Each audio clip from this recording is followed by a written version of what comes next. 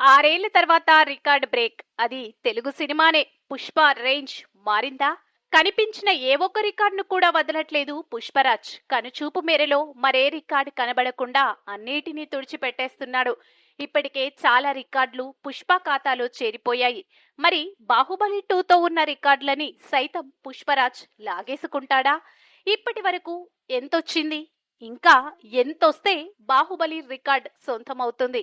విడుదలైన 3 వారాల తర్వాత కూడా పుష్ప 2 దూకుడు ఏమాత్రం తగ్గట్లేదు.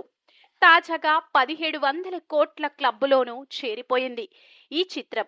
పుష్ప 2కు ముందు ఈ క్లబ్లో ఉన్న ఏకైక సినిమా బాహుబలి 2. 2017లోనే ఇది చేసి చూపించారు రాజమౌళి. ఆరేళ్ల తర్వాత మరో ఇండియన్ సినిమా 1700 కోట్లు వసూలు చేసింది. అది కూడా కేవలం 21 రోజుల్లోనే. ఇప్పటికే హిందీలో